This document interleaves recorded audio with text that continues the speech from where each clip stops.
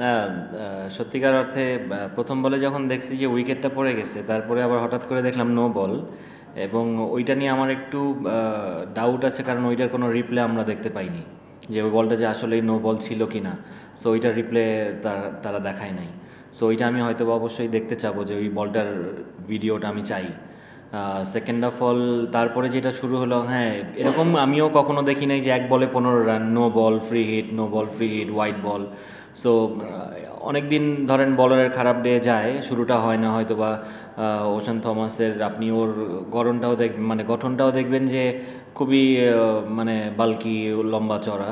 So okay আসলে এই দেশের যারা প্লেয়ার আছে তারা সবসময় একটু এরকম থাকে, এবং এদের ধরেন ওশান থমাসের ফিটনেসও অনেকটা ঘাটতি আছে আমার কাছে মনে হয় অ্যাজ আ ফাস্ট বলার।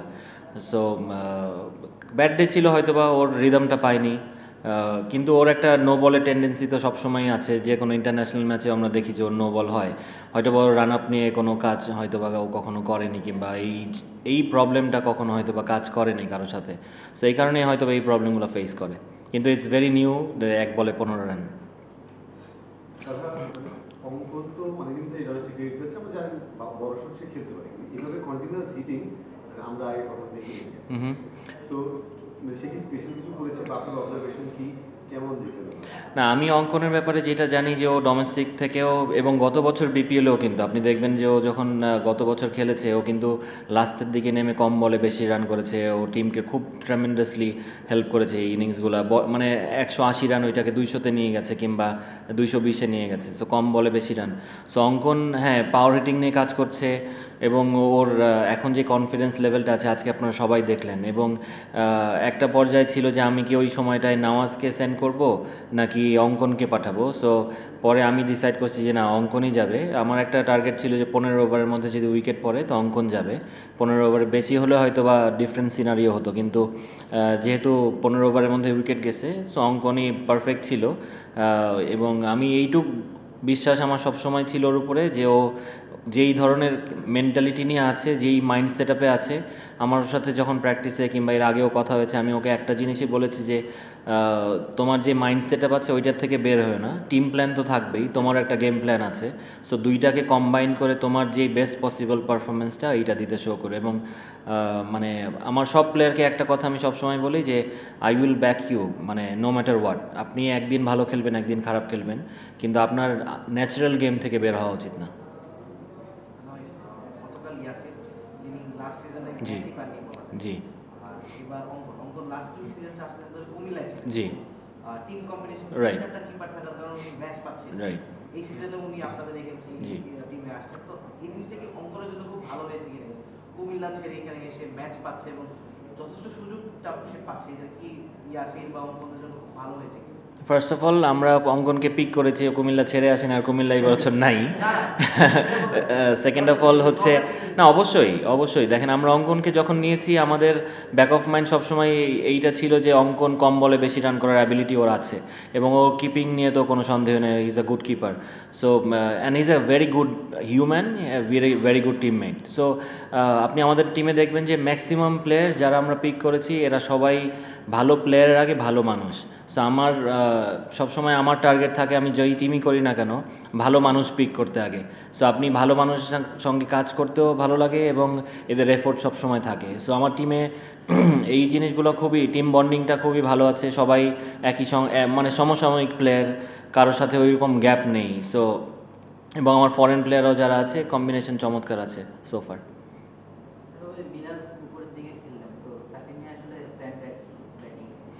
ব্যাটিংয়ে তো অবশ্যই মিরাজকে দেখেন, মিরাজ এখন যেই ব্যাটিং ফর্মে আছে, আমি যদি মিরাজকে পিছনে খেলাই ওইটা আমার জন্য লস হবে আমার টিমের জন্য। সো মিরাজ যদি ওখানে যে ভালো কিছু করে দিয়ে আসতে পারে আমার জন্য, আমি সবসময় আমাদের জন্য অ্যাডভান্টেজ থাকে। সো ওই জিনিসটাই আমরা চেষ্টা করছি।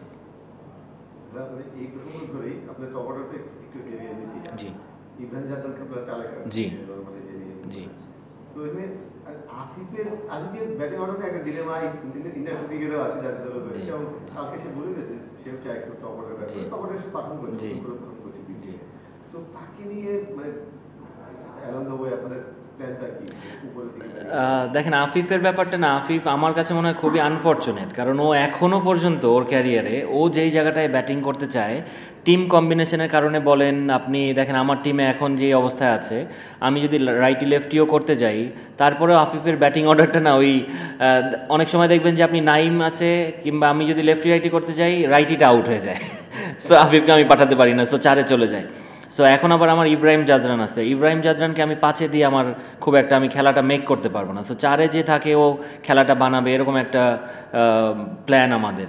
সো এই কারণে আফিফ, আই হোপ যে সামনের অনেকগুলো ম্যাচ আছে কি আফিফ ওর জায়গায় ব্যাটিং করবে, আমি এই সুযোগটা ওকে অবশ্যই দিব যে ও 3-এ ব্যাটিং করে। এরকমও হতে পারে যে ও ওপেনও করছে এবং ও ওপেন করতে পারলেও হ্যাপি। সো ওকে যদি আমি উপরে ইউজ করতে পারি, ও পাওয়ার প্লেটা চমৎকারভাবে ইউজ করতে পারে, আমার জন্য অ্যাডভান্টেজ থাকবে। সো আফিফকে নিয়ে আমি, আফিফ যেই ধরনের প্লেয়ার রনি ভাই, ও এখনও বাংলাদেশ ওর খেলা দেখেই নাই সত্যি কথা বলতে। সো আমি চাই খুব মানে মন থেকে চাই যে আফিফ যেন মানে অনেক বড় প্লেয়ার হয় এবং ও যেন মেলে ধরতে পারে ওকে, এরকম একটা অপরচুনিটিও পায়। জি।